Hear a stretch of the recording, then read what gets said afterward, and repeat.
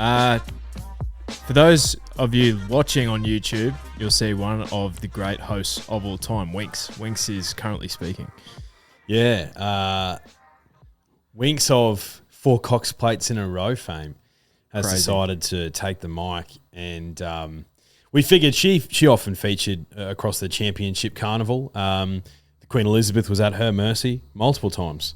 So, you know, we thought who better to get on the pod than the champion mare herself. Absolutely. Unbelievable. So how many Queen Elizabeths did I win as well? I think it was, I don't know if it was 4, but it was definitely 3. Yeah. I think. Which is a 3 or 4. Which is a significant amount. Yeah. Well, thank you again to you and my good friends for that. She's a beautiful piece of memorabilia. Yeah. Yeah. 4 little plates. You know. Signed by Huey. Huey just carrying on. High-flying FIFO Huey. He didn't really have the same FIFO effect that Purton had. Was it last year? Yeah, it must have been. No, he didn't. But hey, there's still plenty of footy to play. Oh, look, you know, Hugh can produce a stunning ride every now and then, as can Zach. Well, Zach's in town this weekend, isn't he? I don't know if Hubert is. Hubert isn't. But Zach is, and he's riding some that you'd be like, oh, okay. Yeah, he's riding some that are at a decent price where you sort of, your eyes just quickly glance over them and you're like, oh. And then you see it absolutely brain them on the weekend. You're like, uh-huh. Like Cabin being one. I'm like, okay. Yeah. All right. Hello. Now, we'll get to the championships, Drifters. It's what? The day 1, day 2. So what's day 1, right? So we have a TJ. So basically the Everest of the autumn, basically. Yep. We have the Australian Derby, which is okay. It's fascinating with a filly in there. Yeah, it's fine. We have a Donny, which is always good for the soul. Doncaster, big handicap mile, plenty of value to be found. Yeah, and a Sires, which is a real redemption arc for one Storm Boy. Potentially. And Coolmore would be... that'd be sweating. That'd be sweating. But we'll get to that. But another mare that's in form. I feel like mares in form has been a common trend this year. But another one is saddling up again. Race 3 this time. Number 7 in Brisbane at Eagle Farm. Lucky number 7. The second at Portsea. Barrier 2. Gate 2. We love to see that. Get the text from Racing Queensland. Hello. Check me phone. Oh, what's that? Something I love to see. It was Gate 2. Class 3. You know, the Southern States would probably consider that a Group 3. I would have thought so. The Queensland calibre of racing. So. Yeah. Is there a price around for it yet? Mate, $7. Do you know what? The racing manager, Ben Pace, actually said, I reckon we'll get single figures about $7 or $8. He knows the markets for the Class 3s at over 1,820 metres. He does. So $7 for the second at Portsea. I reckon that's about right. Yeah, so 17 in the field currently, but there's 5 emergencies. Only 12 can go around there. Easily, the hardest to beat is the current favourite trained by Tony Gollan from a very, very rapid look of the form. I think this mare is up and coming, but she's jumping from 1660, only the one run there, to the 1820, where we've had 2 runs at the mile. And we also had the fastest last 600 of the meeting. Yes. Last time. So we're crying out for a truly run 1,860 metres? 20 metres. Yeah, she's a red hot chance this weekend. Again. Again. Mare's in form. You just you can back him with confidence. Yeah. Randwick. Uh-huh. Bit of rain around. So they say. Let's have a look. Let's have a look here. All right. Like if your life was on the line, right? Your life on the line.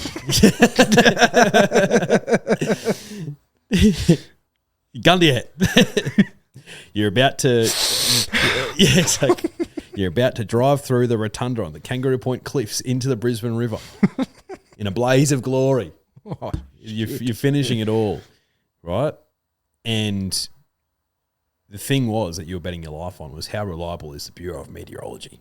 Well, mate, I think they're hedging the bets at the moment because, you know, it's a rock hard deck at the moment, and it needs to be because this is the forecast as we are live. Honestly, mate, I'd be shocked if the races went ahead this Saturday. 6 to 25 mil on Thursday. It's been updated 25 to 100 on Friday rather. Chance of rain 100%. Saturday 6 to 50. That's the real issue. You say bloody Randwick track managers are hedging their bets. That's a bloody each way bet to nothing. The Bureau of Meteorology. Oh yeah, it's either going to be like 6 mils or 50. That's a significant difference. It is. But I was reading a bit more into it today. So the rain's going to be consistent all day Friday, but it's supposed to be done in the morning on Friday. On Saturday, sorry. Yeah. So I'm praying that we get a deluge on Friday, which isn't cats and dogs. It's just a nice like sheet of rain. And then wake up Saturday and it's like, oh yeah, it's a little bit of rain, but it gets to like 11 a.m. and it's completely gone. And we're playing on a heavy 15, but at least we're playing. I can understand that. My counter argument to that is, I think there was about 2 mil of rain planned for or forecasted for my wedding day, and there was about 30. It just did not stop. It was unrelenting. It was unrelenting. It was relentless. It was a genuine deluge. Like, what does this mean, right? Rain. This is like the description. Rain. Possible heavy falls. 25 to 100 mil on Friday. Huh? Possible heavy falls? That's what I mean. The Bureau of Meteorology are the greatest punters of all time because they never get, they can get it completely wrong, but they'll still have a job the next week. And then they could get it wrong again. They could. You know what PVL has done before? Bit of showtime. Got his dick out. Yeah, got a bit of David Warner's about him. Get a chopper in just to get rid of like the surface water. Yeah, things we love to see. Yeah, you could do that again. So I read a stat today that 16 of the last 17 Doncasters have been on a soft 6 or worse. Hey, you've got some questions to answer because, you know, I was half like I was still like in a haze of the cigars that we were smoking on my wedding night. Yeah, last Wednesday. You're like, how good is it that we're getting some good weather in Sydney, mate? It's you're like, we're finally going to get a good championships. I'm like, oh yeah, sure. What have you done? This is your fault. Yeah, someone's got to be held accountable. There's got to be an investigation.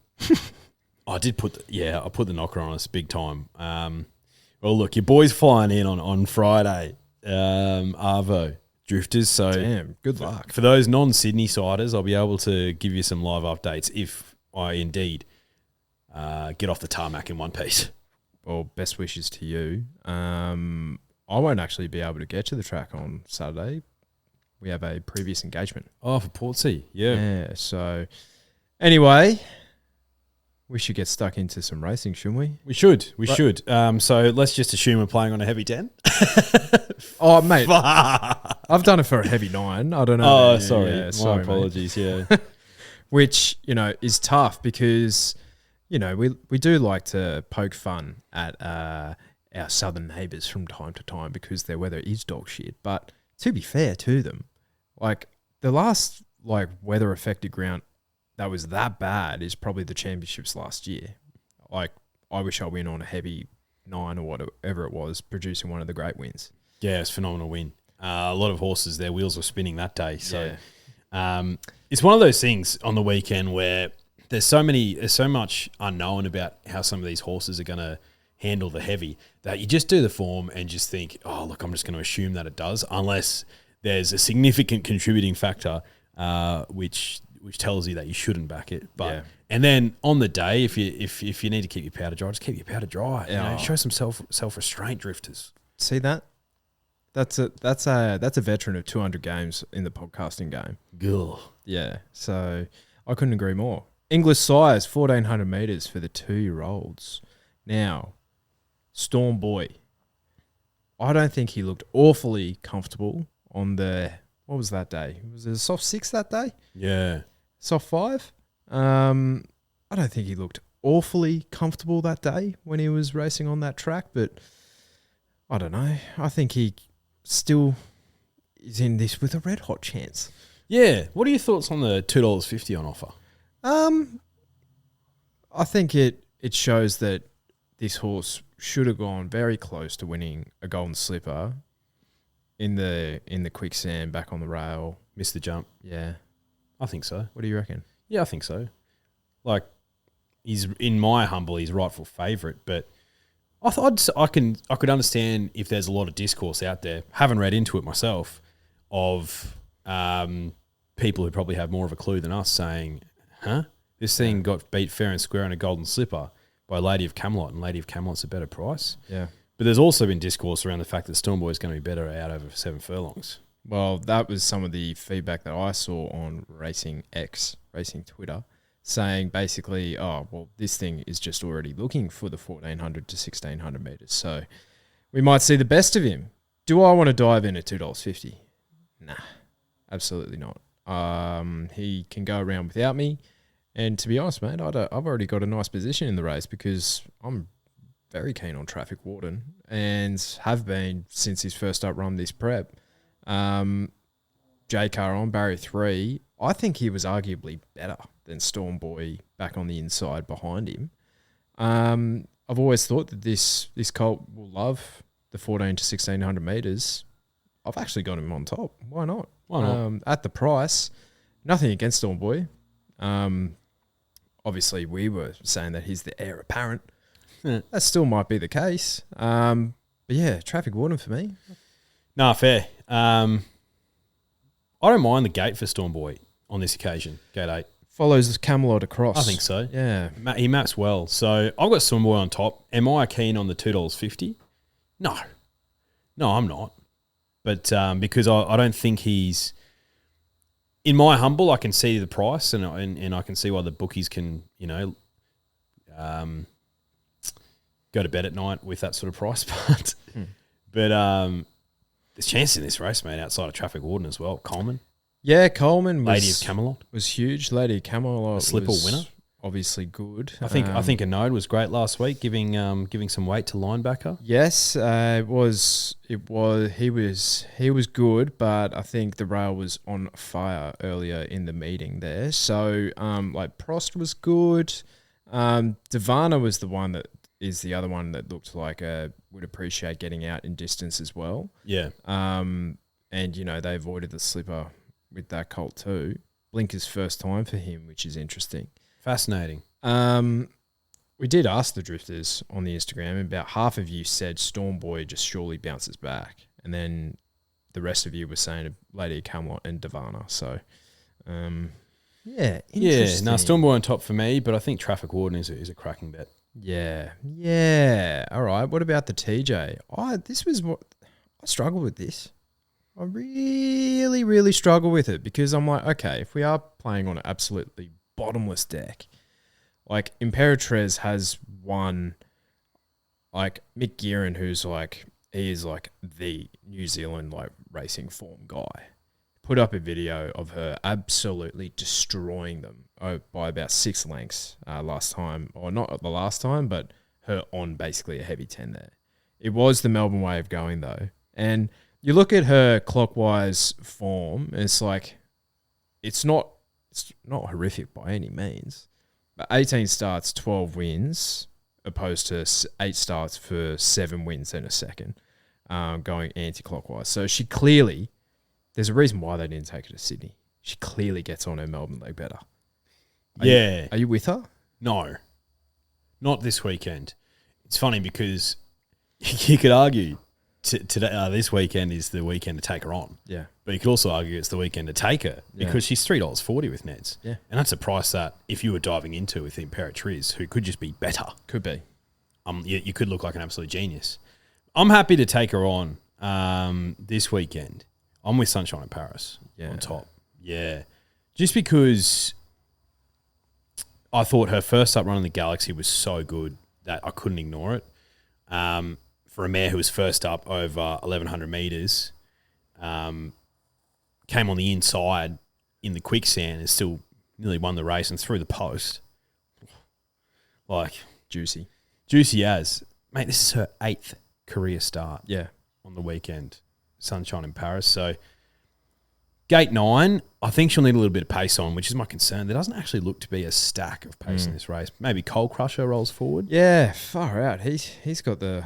He just seems to go around every week, Coal Crusher. Coal Crusher goes forward. Magic Time. Yeah, Magic Time. Marzu. Imperatriz would be there.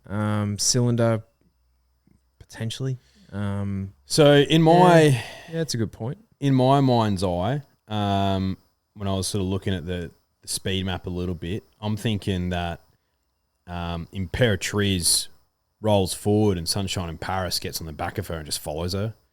Come around the bend, Imperatriz peels out. She might be 2 or 3 pairs back. Sunshine in Paris has got the back of her, brings her into the race, and Sunshine in Paris goes past her. That's what I'm hoping for. Whether that's the case or not. Look, by this stage, the rail could be off as well, so maybe coming from sort of the middle part of the track towards the outside by this stage of the day is better. So she's my top selection, but I love Imperatriz. A lot drifters. Happy to see her win. Sunshine in Paris, like I got a better price than 8, so happy with that. Well done to you, sir. Thank you, mate. Yeah, I found her, and I've been singing her praises for a very long time this year. I found her really difficult to kind of place in this race, just given the weather. It's the biggest unknown for me because those 2 runs on a soft deck, they were early in her career. One was her maiden, and then the other one, she was like half a length away from Chinny Boom. You know what I mean? So it's like, yeah, but I think again, like this weekend, there's so many unknowns when it comes to the heavy deck. So you just, and if her wheels spin, you're just like, okay, well, I took the risk and it wasn't worth it. Yes. Now I have an update which you might not know, which I only found out about an hour ago about one I Wish I Win. Co-trainer Peter Moody has reported to Racing New South Wales stewards that after its last racing preparation, I Wish I Win had undergone minor surgery to remove a small bone chip from his right knee. Mr. Moody further advised that I Wish I Win had pleased the stable during his this preparation, which had included 2 satisfactory jump outs. Stewards have also have been provided a vet's clearance from the stable's vet. And then basically automated was all good because she got scratched last week. Did you know that? I didn't know that either. So you're telling me he ran as well as he did in the spring despite having a bone chip? Yeah. It's pretty good, isn't it? Yeah. Explains a lot why we haven't seen him. He's had 2 runs in a year. I've either got him on top or I've got him missing like the top 4. I don't know what to do with him. Yeah. My mind is in a complete pretzel with this race because he is the best performed horse on heavy ground in my opinion. Honestly, mate, like the second seed is almost Marzo. Like and this is the last time he saw heavy ground was in the TJ last year.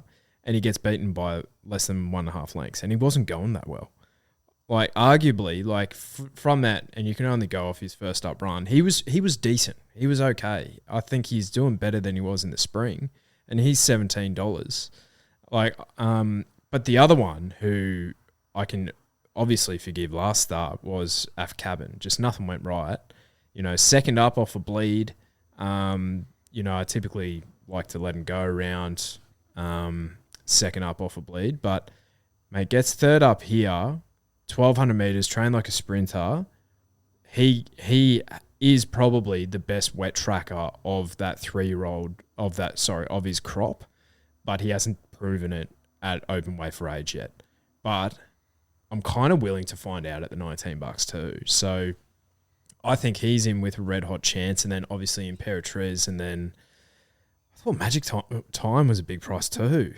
Like, she's a bit of a wet tracker as well. And her first up run kind of reminded me of her first up run in Melbourne, and then she went to Sydney and she absolutely brained that field second up. So I don't know.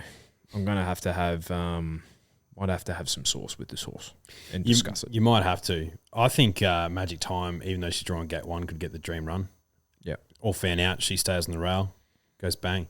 Mickey D special. So there is some great value in this race, mate. And you pretty much outlined all the horses with the great value. Like Af Cabin is 19s with Ned's, like phenomenal. Marzu 17s. Private Eyes 21s. Like Cylinders 31s.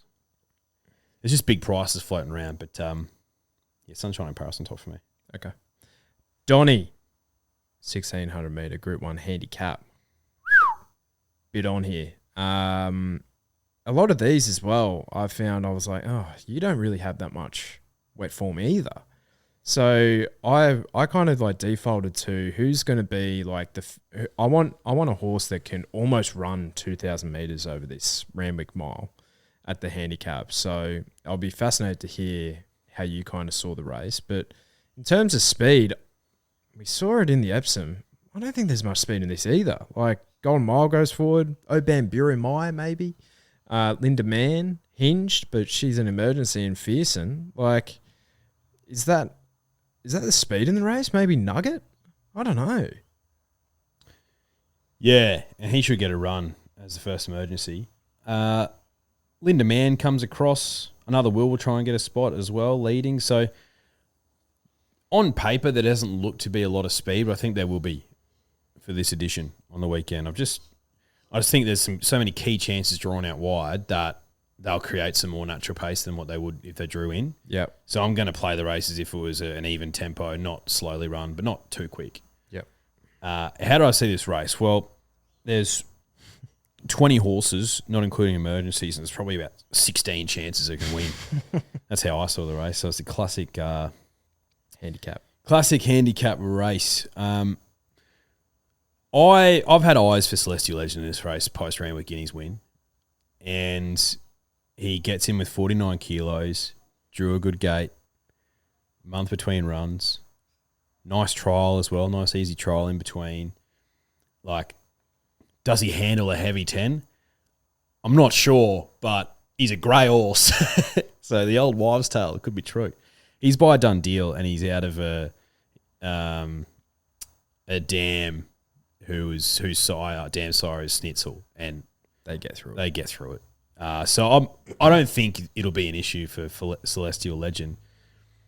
I went back to watch that Randwick Guineas a couple of times this morning, and that was such a tough win. So my concern is, has that just sapped his brilliance a little bit at the end of what's going to be, to your point, potentially a really tough 1,600 metres in a heavy deck. But then I remembered that Les Bridge is an absolute genius, mate. And he said this guy could be the best horse he's ever trained. That's really saying something. So Celestial Legend on top for me. With the caveat, drifters, that Zugotcha will be scratched from this race. So, if she was in the race, I'd have to have her as my on top selection.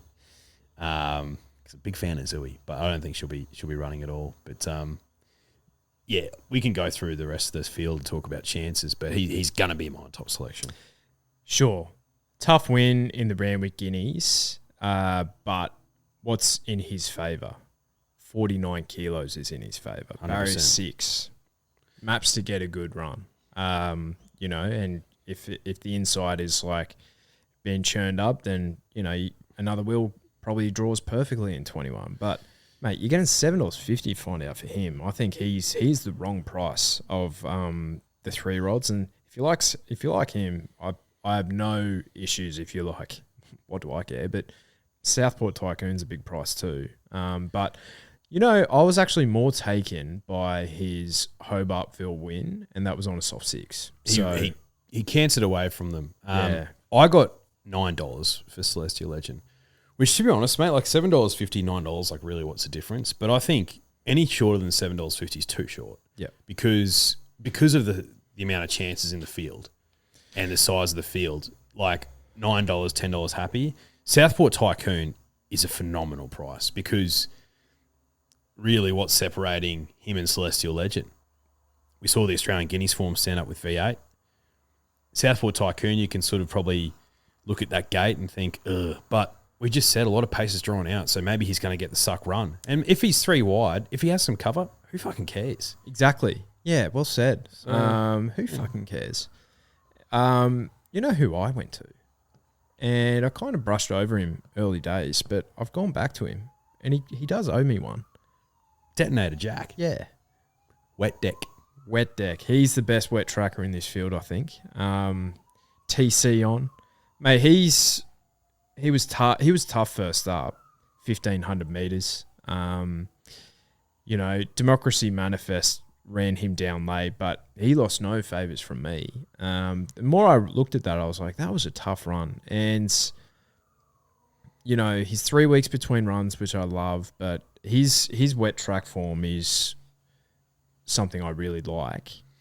And if they do really pan out and he has a cheeky jockey on to kind of take a shortcut, I could see TC doing that. And as I kind of mentioned before, I'm kind of looking for that 1,800 to 2,000 metre horse anyway, which I think he fits the right profile and he has the best wet track form of anyone. So at $16, he's my on-top selection in the race. I think I don't think he'll start that price on the day. No, they'll come for him. Well found, Detonator Jack, because, you go back to that first up run and they were beating each other up at the front and he held on for third. And that's the only reason why Democracy Manifest was able to come from the back. So if you're thinking there's not going to be that much pace here, he gets the suck run, heavy deck, 52.5 kilos. We've seen Randwick be leaderish before. Yeah, he's a bet in this race, Detonator Jack. But it doesn't stop there. That's the thing. What are your thoughts on Obam Bury Mai? Could come out and brain him. Yeah, but I'm happy to risk him with the heavy deck. Yeah. But he could come out and just pull all our pants down. Yeah. 55 kilos for the Golden Eagle winner to sit and show that turn of foot in a farcically run race. Like, he's clearly a very good pony, but the weather concerns me. Do you want to do a quick? Yeah. Can they? Can't they? Yeah. Think about it. Happy to take him on. So, Obam Bury can win. Yep. Pericles. I think he's one for exotics. Yeah, he's a Ned's same race multi guy. Yep. Militarize. Happy to take him on. Oh, hello. Happy to take him on in this race. Is it weight as a 3-year-old? What is it? It's the weight. 54 kilos. And he's going up against Southport Tycoon. And he's going up against Celestial Legend. Celestial had his measure just in the Randwick Guineas. And then V8 had his measure, who lost to Southport Tycoon. Heavy deck, Zach Purton, big ticks, but militarised $13 with that sort of weight. I'm happy to risk him. I think Militarize's wet track form is a bit overplayed. As a 2-year-old. So the one time he saw a heavy track, it was a heavy 9 in the size last year. He beat Don Corleone in peer pressure. Like, nothing. He beat nothing. Yeah, happy to take Militarize on. Zugotcha will probably come out, but she'd be in with a great chance. Yep. Mate, honestly, Golden Mile, he would not shock me. Would not shock. He was at $71 earlier in the week. Oh, that was a big price. Kovalika. He can win. Yeah? I don't know. He can win. I thought he was a sneaky good run. Kovalika in the George Ryder. On the inferior ground.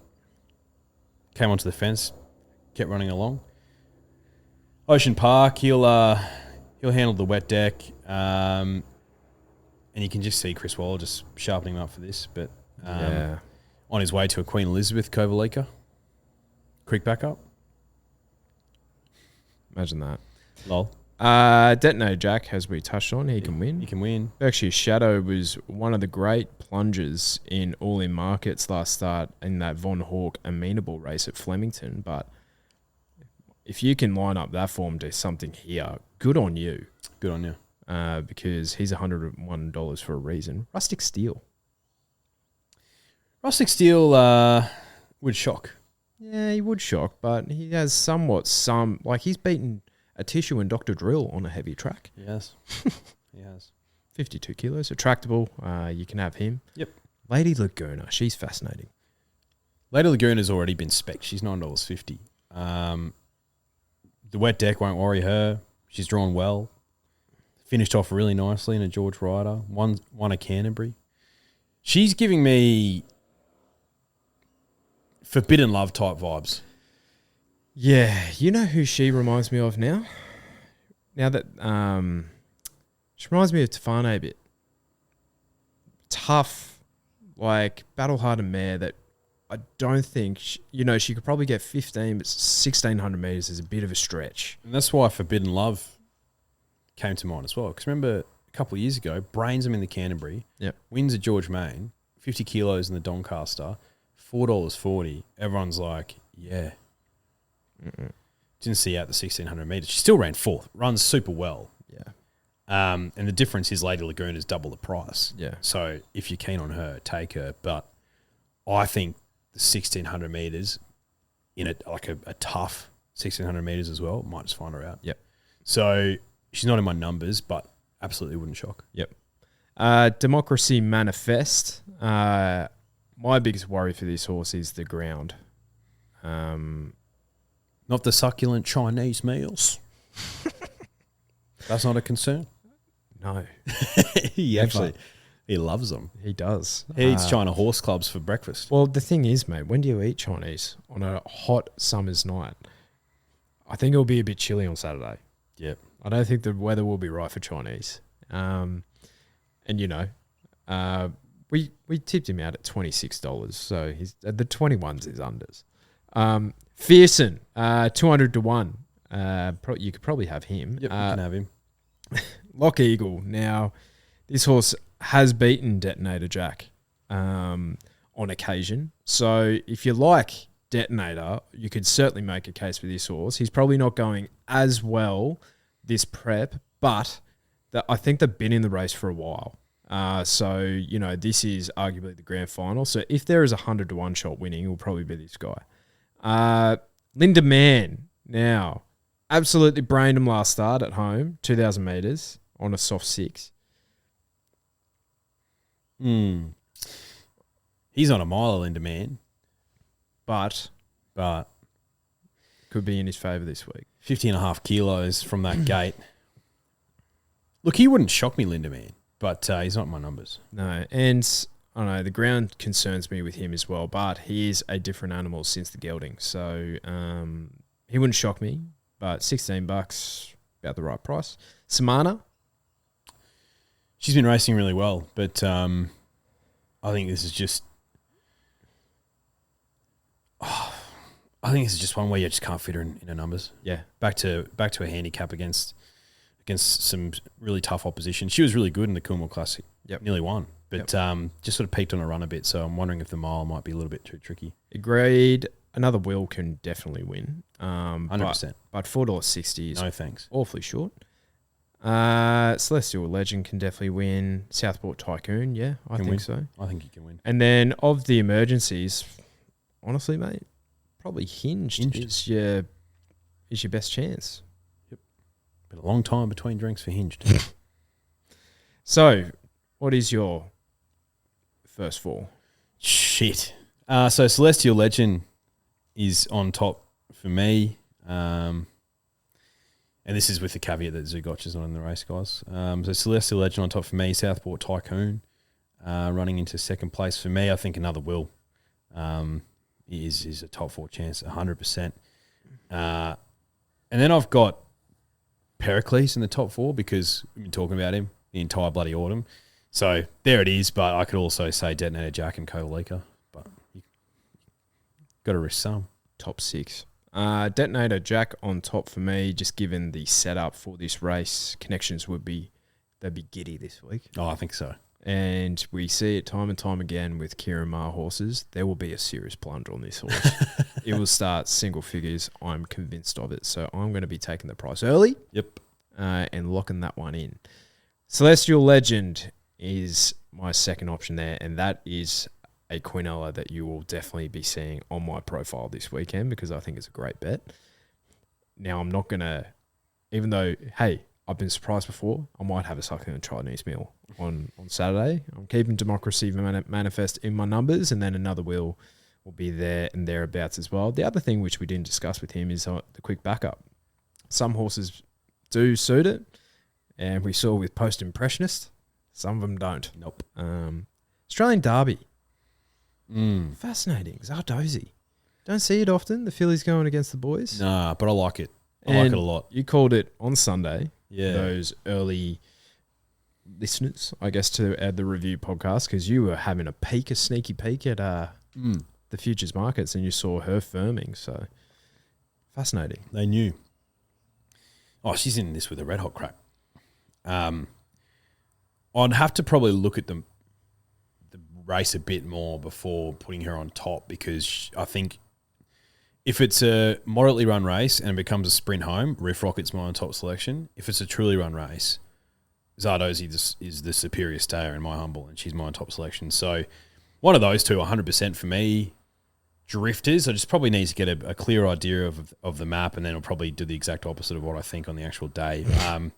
I'm probably leaning towards Zardozi because she lost that Wakeful Stakes on Derby Day.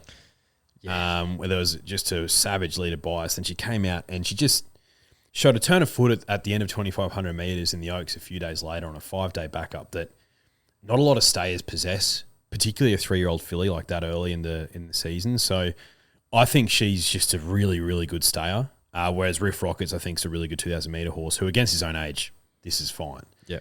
But I'm more team Zardozi than I am team Riff Rocket. But if it's a slowly run race, then it just dulls her brilliance. So, but yeah, she could do to Riff Rocket what Riff Rocket just did to Kitty Cat Tom.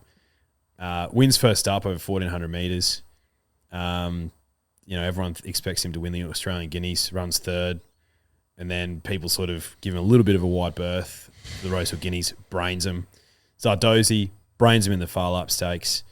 Comes out in the Vinery, third, bit of a so-so race. Comes out, brains him here. So, probably lean towards her on top. I think she's the clear on top selection for me.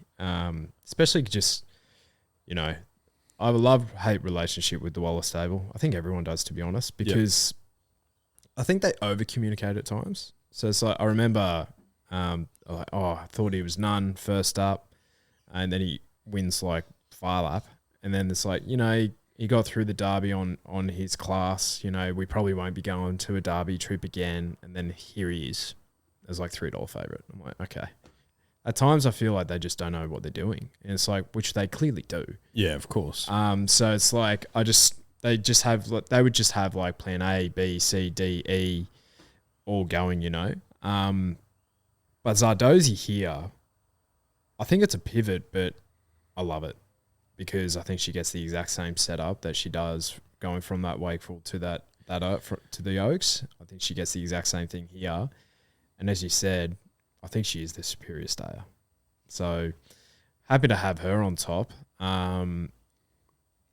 Fascinating about the stable, mate, because he was the same price in a Tancred last week before he got scratched. He was $7 there. Kitty Cat Tom. Yeah. Yeah, fascinating. Don't know what to do with him. If it was good ground, I'd be tempted. But wet ground, I don't know. But it is bizarre that they've put a filly against a colt. I know. And arguably, like, the derbies don't mean as much for stud like value. Yeah. But I think outside of Godolphin, that'd be the case. But for them, it's by Harry Angel, who's their European sire. He's already won the Rosehill Guineas. I think it would mean a lot to the stable and the global operation, more or less southern operation for him to win. But I just think James Cummins just like, I would rather take the boys on with Zardozi than take on Orchestral. Yeah, in the Oaks. That's what I think. He's looking at that Vinery and thinking she was nowhere near her best, yet she just put him away. Yeah.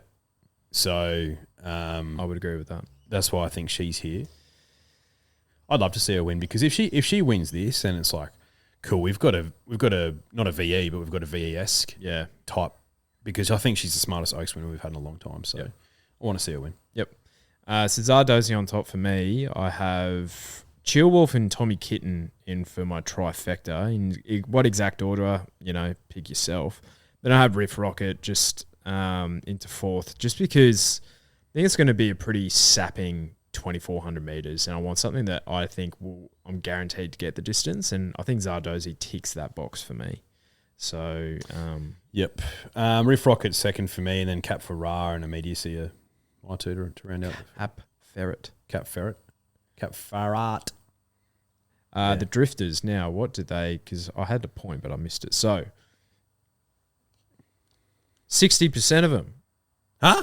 Kitty Cat Tom. Jeez. And then the rest of them, Immediacy. Kitty Cat Tom. Look, I would spew if he wins this, but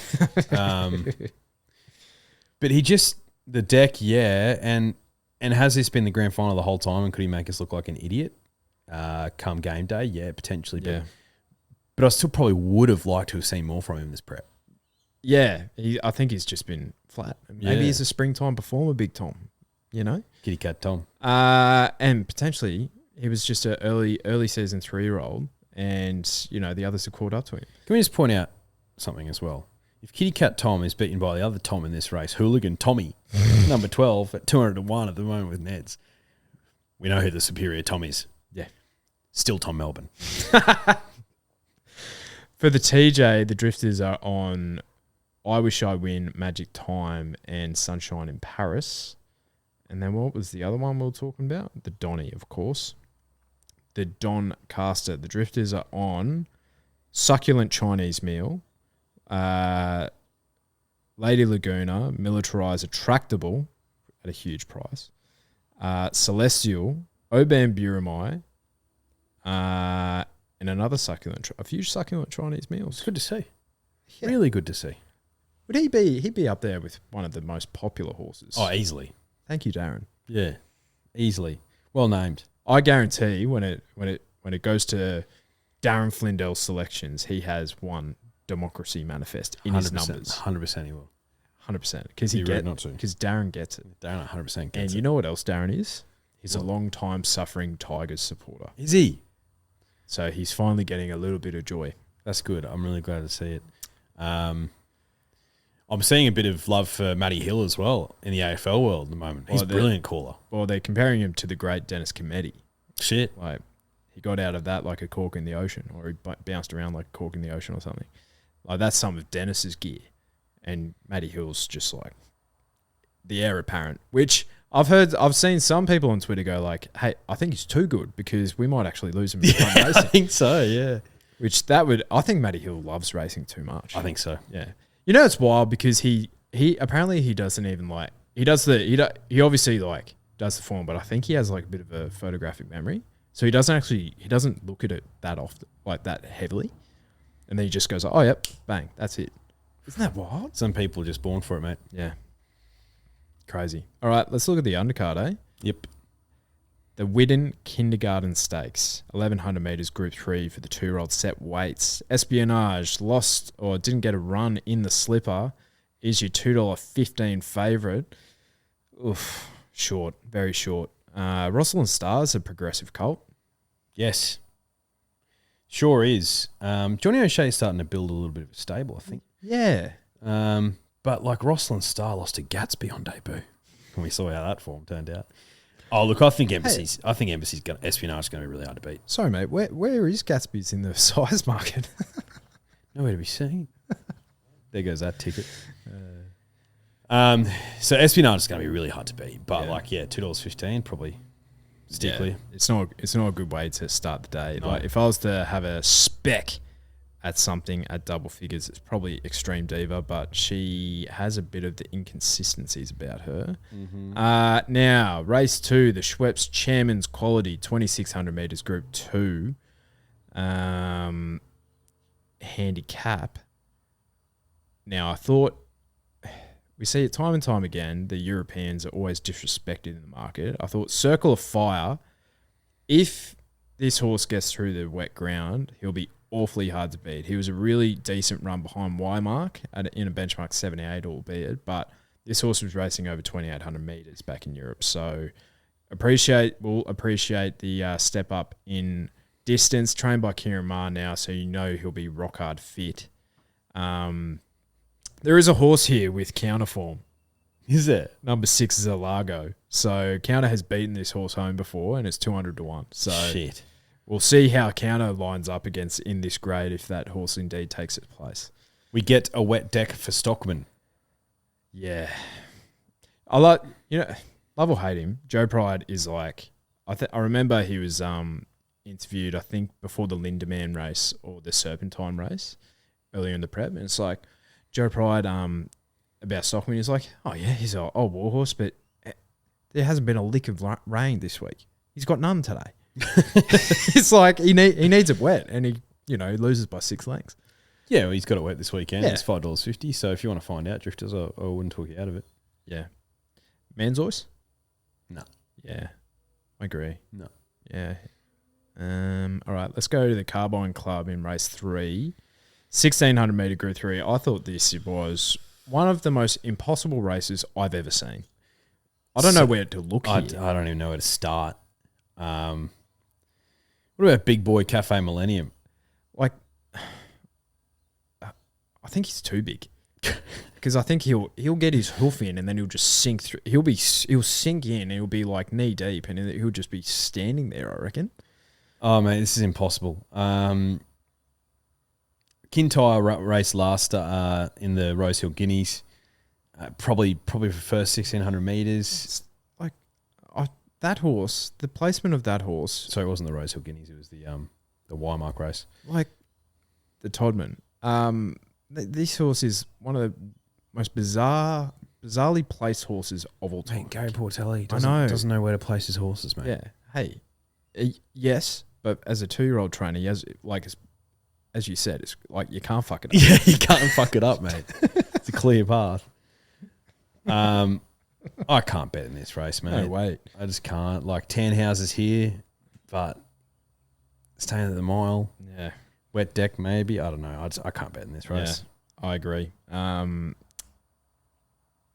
There is a Kiwi up the top, Wits End, number 2. So it has a superior starting price profile with that Kiwi form, which we have to respect when they do come over.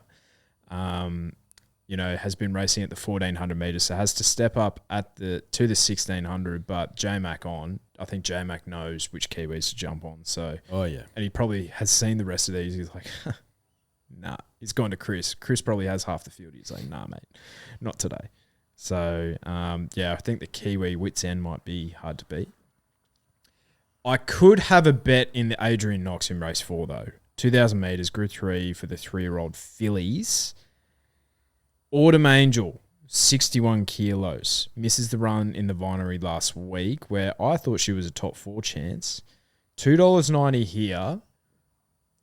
That's backable, but I've found another one. I couldn't back Autumn Angel with that weight. Yeah, I just couldn't. I think Peter Moody's using this as a tune-up run for the Oaks next week. I don't think they want to bust her up with 61 kilos. Keep her relatively fresh heading into the Oaks. Take on Orchestral. Way too short for me. The one I was looking at was out of Tavistock. Tavistock produces some serious stayers, and this thing's just been fine on the line. All prep, looking for further. J-Car goes on. Number 12, Good Banter. Geez, short, $5.50, but if you watch each of its runs, it's just like, this thing's looking for 2,000 metres. It finally gets there. Johnny O'Shea. So, yeah, the Tavistocks, as we know, they don't do anything until they get up to this sort of distance. So that's my top selection, but what did you like? That Queen of Dragons race, I completely binned because about 3/4 of the field are in this race, and I just found it too difficult. Far too difficult. And too hard basket. Yeah, so I just binned it and I looked for something else, and I found a provincial, well, not really that provincial, but Hawkesbury form coming here, and Newcastle form in Ahuriri. Ayuhiri. Anyway, I'm going to let you butcher it because I don't know how to say it. number 11. I did listen specifically to the call, but I can't remember how it was said. Anyway, this is a filly who will appreciate getting out to 2,000 metres. So I did write this down. Let me find this. So this girl, albeit being a very slowly run 1,800 metre race, she actually ran the fastest last 200 metres of the Hawkesbury meeting at the 1,800 metres. So I feel like whenever I see that, who's the mare that I backed up in, or the filly I backed up in Queensland? Amakura did the same thing at Newcastle. So whenever I see that, my eyes or my ears prick right up. So I think she is in with a great chance. Barrier 22 could be the place to be. Fresh ground. Willow will have to give it his all. 53 kilos. I think she's a decent bet around that $9 to $10. Now, do you want to have a look at the country championships? Yeah, we can. Now, some updates about some very well-fancied horses here, including the favourite, Bandy's Boy, Tribeca Star, and there is another one, but they're the main two. Basically, those two horses and one other have displayed lameness, so they're getting reassessed on Friday. Now, Bandy's Boy has he's got bloody group form around him. Mate, he definitely does, and he'll be incredibly hard to beat in this race if he runs. So he'd be my top selection, but didn't like the sound of that. No, and my second selection was Tribeca Star. Good. Bringing the Brisbane form. So I think I'm holding my powder dry for the first half of the card. Yeah, you might have to. Yeah, I'll have a little play in race 4, but that's about it. And I've already got a position on traffic warden, so I might not be playing until about the TJ. The second at Portsea will be early. So, but have a good bet in the last. The China Horse Club PG Bell Stakes, 1,200 metres, Group 3 for the fillies. I thought Miraval Rose was a great chance here. Yes, she is a good chance in this race. What did she do towards the end of the prep, Miraval Rose? Didn't she absolutely brain him? Yeah, down in Melbourne. Caulfield, that's right. And she only just missed to a 60-1 pop in at Caulfield the start prior, but that was on the leader bias day, I believe. Do you know who won this race last year? Magic Time? Magic Time. So same stable. Yeah, she's a good bet in the race. Learning to fly, coming back to 1,200 metres after a 1,400 metre attempt in is that the surround? Yeah. Whatever it is. Flight? Whatever it's called. I think it's a surround. But, yeah, she just, I don't know, maybe she's not a 1,400 metre horse learning to fly. So I'm prepared to give her another chance, but I think it's between those two. Yeah, Christilli on a heavy deck, but she can't be betting proposition, mate. Like, yeah, back to the scene of the crime of last year, lol, but no, I can't. Yeah. I like Miraval Rose. I reckon, and then when there's a really smart Victorian horse come up here, they usually measure up, more often than not. And I love the Grainberg stable. You do. He's good. I've just seen a jockey change for Chris Tilly. Zach Lloyd off, Blake Shin on. He can ride anything at the moment, so maybe that's the key to her. But maybe. No, it's a good race to close us off. You know who I saw? I'm going to have to try and find it because I thought it was fascinating. And I was like, that is the exact jockey you want on. It might have been in the TJ, actually. Yeah, it was. Yeah. Nash on Espiona. Because Espiona played up last time on a city leg. I was like, oh, what's Nash done on Espiona before? 2 rides for a win in a second. There you go. He's just so hot, Nash. Yeah. So hot. Now, there is some races at Caulfield, but they are quite frankly they're gross. But the Galilee Series final, 2,400 metres listed, race 7 on the Caulfield card for the 3-year-old set weights penalties. Look, the orchestral form surely continues to stand up here with Antrim Coast. You're a Napulia guy, though. I am, but very disappointing last start, wasn't he? Mate, and you're getting asked to take the same price. Yeah. And the opposition beat him by 4 lengths. Exactly. So, no, I think Antrim Coast, why would you jump off? I wouldn't. Yeah. Race 8 is the Team Blue Victoria Handicap, Group 3, 1,400 metres. Attrition is back. Getting $7 to find out. Now, he was spec'd last time. He started $10. What would that be the CF4 on the Memsey or whatever it is? One of them. Yeah, I think is it Mitchell Friedman? He wasn't. He was unsure or what went wrong first up. Yeah. Just nothing. Sometimes you have an off day. Yeah, so he could come out and just be better, but so could Globe. Yeah, those Silks that stable. I don't know, mate. They are a bit gross, aren't they? I have to watch them. I think you just got to put a line through that last start. Obviously, he had cardiac arrhythmia as well. He's been trialling well. Apparently, he's matured a lot as well. But yeah, the word from that stable, can you really trust it? Plus, we got a dog. Joe McNeil goes on. The thing I like about Globe is that he's weighted well in this race, and he should lead. So if he is anywhere near what he was like towards the end of not the last race, the prep before, then he's going to be incredibly hard to beat. Yep. Easter Cup, race 9, Group 3 handicap. First Immortal picks himself. I think so. And $3.10 to find out. I'll take that with good people at Neds easily. Yeah. I should be beating Berkeley Square, shouldn't he? Oh, come on, mate. When's the last time that horse won a race?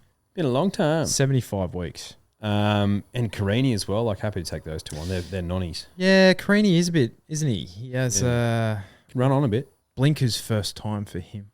Look out. Aberfeldy Boys gelded, which, could bring out the best in him as well. He might have been... I saw that somewhere. But anyway. But yeah, what's the highlight for you this week then? Outside of the Thesecondatportsea, obviously. Yeah, outside of her. Oh, probably the Donny, mate. That's the obvious one. But I'm fascinated by the TJ. I'll be stoked if Imperatriz wins because it's like, okay, clearly she's just better. And like, who can have an argument against her if she beats up on them after that on a Sydney leg, heavy deck. But also, like, if Sunshine in Paris comes out and wins, it's just like, okay, well, who's beating her in the Everest? Yeah. Maybe Giga Kick. Maybe. And also, the Wonder filly from WA, Amelia's Jewel, she's racing this weekend. Yeah. Her lead-up run that she had last year, the same race, the Roma Cup, I believe it's called, into the Quokka. So, not sure what price she is there, but yeah. But she's racing, which is cool. And Viva Las Vegas, the Brisbane Lions are playing North Melbourne this weekend, so hopefully they can get a W. Yeah, I think Anthony Seibold might be in the coaching box of the Lions at the moment. Jesus. Look, I'll tell you after, but a source close to the team has told me, bit of a storm in a teacup, as you would expect. Yeah. Did you see Caro of Breaking Stories fame? Yeah. She was basically like, this is like, she said it. She's like, this is a bit of a beat up, this story. Yeah. And she's usually the one that hunts this shit down. Yeah. Is this would it be different gravy if they were a Melbourne club, or would it be worse? Oh, I think if Richmond did something like this, it'd be pretty bad. Look, rose-coloured glasses on. I don't think the season's like completely cooked yet. No, the thing is, if they were 2-3, 2-1, yeah. would this be a thing? Yeah, probably. But apparently the old mate who broke it, I won't dignify him by saying his name, but apparently read it on like a real footy thread. That's where like someone like came up with it or something, or like broke it. Yeah, right. So it's like, that's his source. That's what I've heard. Jeez. So hard-hitting journalism. The Sydney source. Yeah. His source was the Sydney source. I actually sent that text message that we saw earlier. Lol. That text mate, was funny. Last bit of footy chat. Apparently Zach Lomax is gone. How do you feel? Oh, indifferent. Like, he's not our halfback or our fullback. He's a winger. Albeit, he's proving that he's a very good winger. Well, he's no winger, though, according to him. According to him, and he's also on 800 grand. So if I was on 800 grand, I'd happily play wing. But, yeah, he's very overpaid. But, no, I think Zach Lomax is good. And, like, do I want to see him go? No. do I care? Not really. Yeah. But, mate, enjoy Sydney. Thanks, mate. That should be good. Hopefully the races are on, mate. I'll be disappointed if they're not. Really disappointed. But we'll see. Happy 1 year to you and G as well, by the way. Thank you, mate. Yeah. 1 year anniversary. Wasn't on April Fool's Drifters, even though that's what my desired date was. But I couldn't get it, unfortunately. So the 2nd of April is. Let's go to the 2nd of Portsea. Yeah. There you go. 2nd of April, 2nd of Portsea. She drew, she's wearing saddlecloth number 7. She drew gate 2. Jeez. Gee whiz, she's $7. Double stake. Responsibly. Whack.